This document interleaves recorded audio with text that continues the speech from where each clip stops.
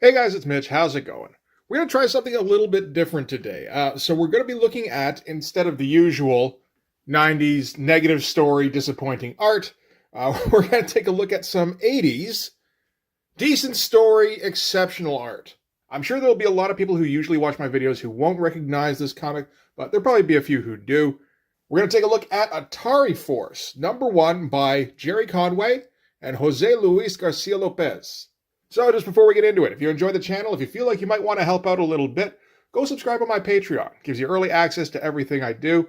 Helps out the channel, helps to buy new comics. So yeah, this is very different.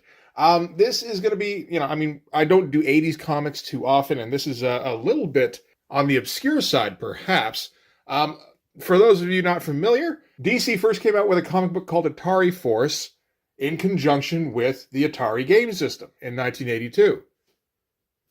They got the license to produce some comics, so Atari had 5 games, and I mean like the most basic bare bones kind of games you can imagine. So we're talking Defenders, Berserk, Galaxian, Star Raiders, and Phoenix. So all a whole bunch of sci-fi stuff. And in each of these games, you would get an Atari Force DC comic. And there's not a ton of information online, but from what I can gather, there was no real direction, I don't think, on what Atari Force should be about. So it's just kind of generic space opera-y kind of stuff. I haven't really seen any of the original Atari Force series because, honestly, that's not really my thing. This, on the other hand, this was an auction I picked up off mycomicshop.com because I saw it up and it didn't go too high. And I'm like, wait a minute, I think I recognize some of those comics. Like, I didn't read a whole lot of comics regularly when I was a kid. It was just kind of standard. If I saw comics, I read them. Didn't really have a ton in my house, but every once in a while you go somewhere and somebody will have, yeah, awesome, comics. And when I was like 6 or 7, we had like this after-school daycare that we went to. And every once in a while they'd have some comics in there. And one of them was Atari Force. Actually, the one I recognized was this one here, because that's a bit of a striking cover. And I'm as prone to nostalgia as the next guy. So it's like, oh shit, yeah, no, this is not too expensive, so I'll pick those up. And then, I do that. I take a look at them, I go, holy shit, this comic is fucking gorgeous. As a guy who never really read any DC comics, really, I mean, 1 or 2 here or there, I was not at all familiar with Jose Luis Garcia Lopez. Part of that, I think, is on DC for not really making him more of a name. But there does seem to be, some cause behind it. He doesn't seem to have had the most prolific career, which is a little bit surprising, but he started in the mid-'70s, and at least according to Wikipedia, he's never stayed on a title for very long. Like, for instance, Atari Force here, he was on this for 12 issues, including a couple that he just inked, but, 12 issues, and that seems to be his longest run on anything, which seems kind of criminal. But one thing he did apparently do was the style guides for all of the DC characters, which is kind of a huge deal, really. And an interesting thing about Lopez, I'm just going to call him Lopez, is that he wasn't influenced by the contemporary guys in the 70s, or even the guys immediately prior to that. He was influenced by, I would say, the original cartoonists. So we're talking Hal Foster, Milt Caniff, Alex Raymond, as well as a couple of Spanish-speaking artists I'm not really familiar with, Jose Luis Salinas and Alberto Breccia. Their stuff looks great online. Breccia in particular looks kind of intriguing. But by not being influenced by anybody who's contemporary at the time, he's kind of found a very classic line. And in addition to that, he's also, excellent at composition, but particularly his figure work. He's got like that John Buscema effortlessness. It doesn't feel quite as, loose, I suppose. Everybody always feels like in a John Buscema book, like they're just, kind of rolling back and forth. This is not that loose. It's just extremely competent and very dynamic. So this is partially an exercise to see if I can actually talk about this for longer than, 10 minutes or so. So let's get into it and see if that's the case. So starting off with the cover here, that's just always a great idea for a cover composition on a team book, particularly one where you've got a bunch of guys with guns, as you often would in a space opera kind of story. Everybody kind of pointing out from the center here. The only thing that really stands out is this guy here, who I don't believe makes an appearance in the book. So that's the only thing that feels a little bit off. I wonder if that was a bit of a note that was thrown in afterwards. But like you can see what I mean in that Nothing looks labored. Nothing looks like he had any real difficulty with proportion or trying to figure out a dynamic pose. Like, this pose is so good, where it's on like a bit of an incline. It almost feels like it shouldn't quite work, just where all their feet are placed, but it absolutely does. And I like this this background here with the, that looks like it's hatched. I think it is. And then just uses a color hold. That's fucking bonkers. So yeah, these are our heroes that we're going to meet over the course of the comic book here. So this is, what is this? So this is January of 1984. So I would imagine I probably got to look at this sometime within the next year or so, where I would have been like 5 or 6. And we got our classic Masters of the Universe toys. I kind of remember the attack track. I do not recall the fucking Eagle plane here. Interesting thing here, produced by Monogram, who, as far as I knew, only produced model aircraft. There's another one like that later on in the book, too. So that seems to be, I don't know, if they adapted to the 80s to produce that too, or if they just kind of shifted their business model. Interesting. Anyway, we're introduced on Rock's World. This is Kino Yik-Tak. This is going to be written by Jerry Conway, by the way, he, of like 70s Spider-Man fame. So we're at a bar here, and you basically got to think of this as a Star Wars type story. We got our drunk here sleeping off the effects of a rough night, I guess, when all of a sudden a bar fight gets started up. Assailants get thrown through the window. He goes up to take a look and decides he needs another drink here. All very nice. Nothing particularly outstanding down here. This is interesting. I like the bar here, for one thing. That's a nice design. It's very, I don't know, there's a lot of curves to that I wouldn't necessarily think of. This guy here, the drunk, is actually here first. You wouldn't notice it except for the snore, probably. And then this is like a snap zoom of this. I don't know, that's just an interesting way to go. And particularly with his legs sticking out beyond the panel border. That looks very creative to me. I don't know. So we're going to start out with a couple of our heroes. So these are 2 of the members of what will be, at some point in the comic, Atari Force. And yeah, so as I said, they're engaged in a bar brawl. So this is Dart, this is Blackjack, and they've been double-crossed for a job they were hired for. And this double-page splash is kind of incredible. There's a ton going on, for one thing. Lots of figure work here. Nice Dutch angle. There's a lot of Dutch angles in this comic that I've noticed. And the use of all this negative space is kind of crazy to me. I mean, for one thing, it allows you to get the title of the comic right up here. And, you get a lot of real estate right there to do whatever you want with it. Also puts this, the hand with the gun right here, which is a very interesting choice. But one thing it does is it points directly to who we should be paying attention to, which is Dart here. And again, the ease of this figure movement is extremely impressive. This one too. This is the Blackjack guy. And like, there's no, like I said, no stiffness. There's no hesitance, I would say, where you're not entirely sure what you want to do. It's like he knows exactly what he wants to do at all times. And, like a little bit of almost Frank Miller-ish close-up combat, making sure that we make the panels just too small to contain all the action. Again, kind of giving it that like little extra bit of dynamism, although there's tons here in the figures themselves.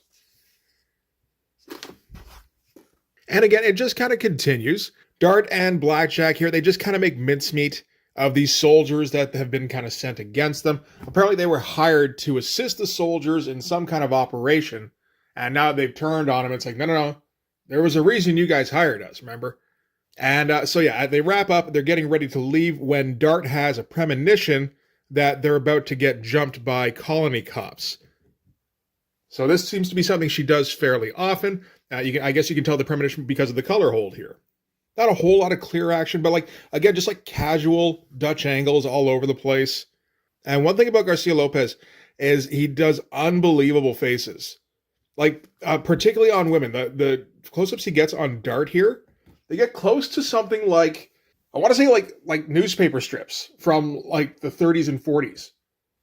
I guess I'm probably thinking specifically of like Alex Raymond's stuff, which was one of his influences. But it's that super clean line where, again, there's no hesitance and he just knows exactly what to do. Like, look at this. This is a tough angle for that head, and just, again, effortless. And I love the expression here on Blackjack. And even the pose for the through line here. It's amazing stuff. I get this is just like a small panel. And we've barely seen any of this issue yet, but I don't know what it is. This artwork is just, it seems like perfect to me. So yeah, Dart tells Blackjack that they have to clear out. So that's what they're going to do. They leave immediately with Dart leapfrogging some dudes on the way out. Again, these poses are insane. Like, there's all sorts of people who can pull off a pose similar to these, but I don't think without making it look kind of stiff or without making it look like they had to work it a bunch. It just doesn't look like that here. So yeah, they go off running from the cops there. Eventually they end up in a dead end here, which Dart opens up with a bomb or grenade of some kind, and they have to jump through, which actually ends up taking them. It turns out the bar they were going to, the other side of it, is on the edge of a mountain, and they end up plummeting down, and Dart throws out like a little grapple line and catches Blackjack here and saves the day. And there is so much good stuff in these 2 pages. I think I maybe underestimated my ability to talk about this stuff. This kind of panel is the kind of thing that, when I read that his influences were guys like Hal Foster, Milt Caniff, Alex Raymond, all that, this kind of panel is the kind of thing you would have found in those newspaper strips, where you get a whole bunch of action in one very small panel, and it pretty much fills up the entire thing. And there's like no room wasted in here. It's extremely impressive. Like her picking up the bomb off her belt while he looks back to see the, look at down here, tiny cop coming through the doorway. So they've got to move fast. And this face here is unreal. Like, I can't really think of anybody who can draw a better woman's face than this. There's some who are close or maybe on par, but nobody tops this, I don't think. This shot here with the long vertical showing the figures falling set against the moon and everything is fantastic. All these like carefully hatched rock faces and shit. This is like Prince Valiant looking shit, which, you know, that's Hal Foster, again, one of his influences, but it's incredible stuff. And seeing him just combine this stuff is amazing. In preparation for this, I actually had to break out my copy of The Strange Death of Alex Raymond by Dave Sim, which I haven't had to break out since I got it, basically. You know, I took a read through of it and went, man, that's very good. But I knew there was a breakdown of the different styles that would become actually useful in this particular issue. And we see bits of it all over the place here. Like this, yeah, that ultra realism, the painstaking kind of hatching and line work, that's Hal Foster. The extrapolation from there would be like John Severin. And then from there, I would say guys like probably Michael Zulli, something like that. Milt Caniff is actually kind of the father of a lot of modern comic books. He does that very stylized kind of dynamic action. So from his stuff, you would get like Harvey Kurtzman, Jack Davis, Will Eisner, and then eventually Jack Kirby. And then, I mean, everything comes from Jack Kirby. And then Alex Raymond is this clean line stuff, where it's just like gorgeous feathering, closer to realism, but also very stylized. So honestly, this kind of figure work here would be pretty similar to that. It's a really nice like combination of styles. And I love this panel here. This is just expertly done. Because, you know, she's hanging off the side of the cliff face here. So you got to have this at a bit of an incline. And then to have this leg properly foreshortened. And then have Blackjack here, again, properly foreshortened and making sure that his leg doesn't touch anywhere below the panel border here, so that we get the impression that he's still dangling in space. It's like expertly done. So from here, we're going to go to setting up the rest of the comic. To be honest, this starts to fall off a little bit for me. The best part for me is the stuff with Dart and Blackjack. Get this alien here who is meant to bring... this feels like Major Domo kind of villain.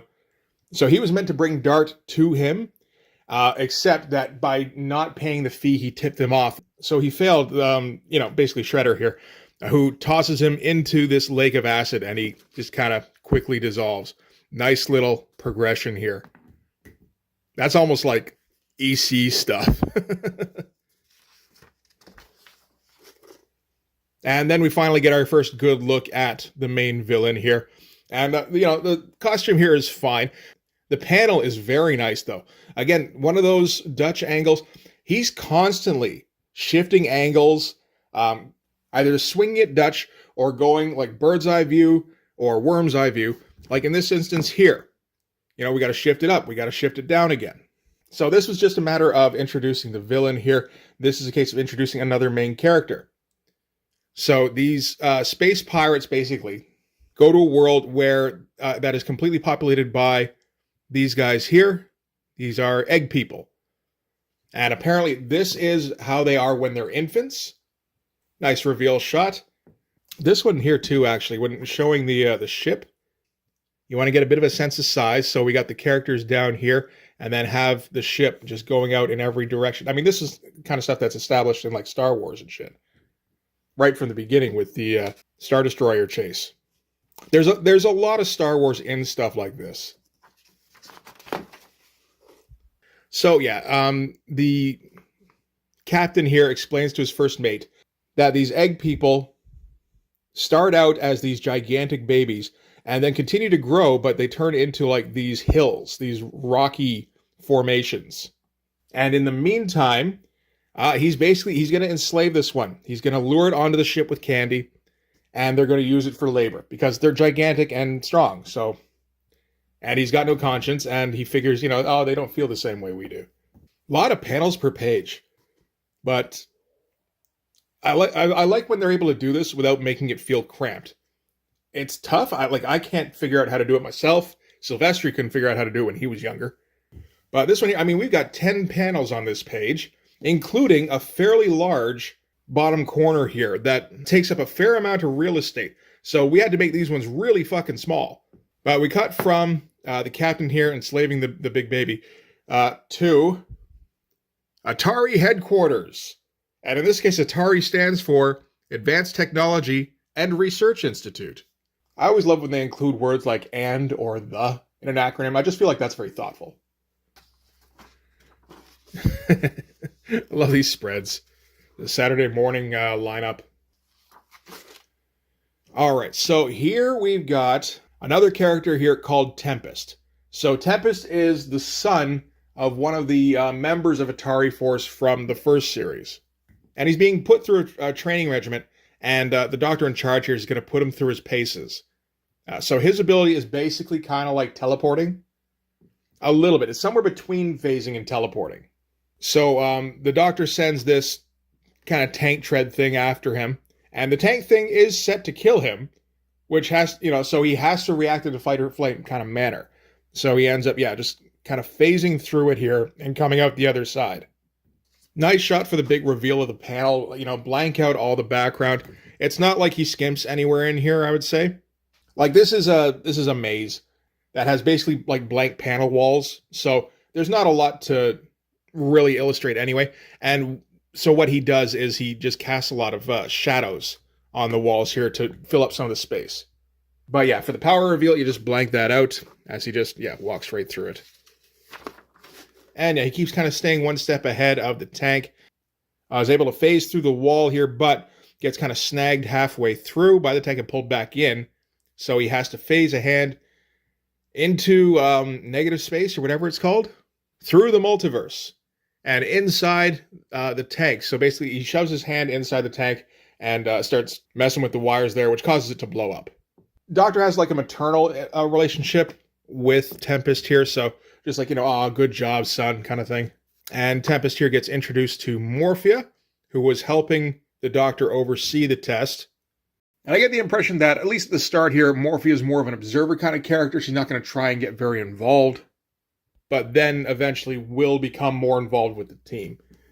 This issue itself doesn't move too far in terms of plot progression. It's mostly about introducing the characters and giving them a little bit of backstory on everybody. Although we do have at least the main through line with Dart and Blackjack. That's the main part of the story. Oh, and DC missed out on making comics of G.I. Joe figures. That's okay, though. They got Sergeant Rock, and they'll just make figures out of that. I was not aware that there were Sergeant Rock figures. I don't think they lasted quite as long. But we find out Tempest's backstory, which is that basically his father abandoned him after Tempest's mother died in childbirth. So the Doctor really has raised him from when he was small. And just a little stuff with him wandering off into the garden with his girlfriend here. And she tries to get smoochy, but then he gets all moody and kind of emo. Mostly because apparently he misses Dart. So him and Dart is apparently kind of basically has like a big sister relationship with him. And she's one of those people who can like turn every situation to her advantage and is always confident, that sort of thing. So he's always looked up to her. And, nice alien landscape stuff. This is kind of old school. We go out under the alien tree, that kind of thing. But again, still messing with the angles, going a little low, going back up for medium shots, going low again. And then we introduce the last member of what's going to be the team. So this is Packrat, who's a thief, and she's breaking into Moon Alpha, orbiting a Jovian-sized planet in the Betelgeuse star system. And so she snuck in to steal some of these crown jewels here, but accidentally sets off the alarm here. Nice shot here for the opening of the alien city she's trying to infiltrate this structure here. It's interesting looking at the details on the buildings. It's not super intricate. It's enough to make it convincing though. So she sets off the alarm. She is able to pocket the crown jewels though, and tries to get back out of the hole that she came in through, but closes up behind her, and these museum guards trap her and back her into a corner, which is a bad idea, apparently. All sorts of angles all over the place. Going this way from a low angle up here going the other way. More of a mid shot, but like turning the camera onto its side almost. And then flipping it back down again here. It's wild stuff. So after being backed into a corner, Packrat actually eliminates the guards fairly easily by the looks of it. Kind of like a montage of violence. It's good stuff. And runs off with the jewels and heads back to her ship to go looking for a new score. And then we're going to end, we started with Dart and Blackjack. We're going to end with them as well. So after they got clear of the guards, they basically just holed up for a couple of hours until the heat died down, and now they're crawling out now that they figure it's a little bit more clear. Just extremely good hand. I wouldn't be surprised if that's referenced, but it's a very good, convincing hand. And so they figure they've escaped. So Blackjack wants to have a drink to celebrate. Dart's like, celebrate what? We're broke. And Blackjack's like, yeah, but we're alive. We got each other. We're okay. So they're a couple in this. Again, just amazing drawing of a woman here. Good character design, too. She's like instantly recognizable throughout this. So they have their big smooch at the end here, which Dart has to initiate, of course, by just grabbing the back of Blackjack's head. That's cute. And she's actually going to strip down, and they're going to get naked now, which I wasn't expecting in this 1983 comic that's based off of a video game system. But, Garcia Lopez draws great-looking women, so I'm not exactly going to complain. So that's kind of it for this issue. Oh man, I vaguely remember these things where like every one of the toys is kind of nightmare fuel. And this is the other toy I was talking about that is released. This one's by Revell, which is another model aircraft company these days. So anyway, that's going to do it for Atari Force number 1. So the issue itself, the story is serviceable. It's not super special. Some of the characters hit, some of them don't so much. I gotta say at the end of this, I don't give much of a shit about Tempest. Packrat seems okay. This one, I'm like kinda on, and I believe she gets much more involved. Big Baby, I'm not particularly fond of. Dart and Blackjack are kind of the stars of the show here. But now you've gotten all the introductions out of the way, and I believe you've got the basis for a plot that you can move forward with. So now next issue you can work on having a more immediate problem that everybody can deal with. And honestly, for me, the story is, I would say, secondary. The art is absolutely the star in this for me.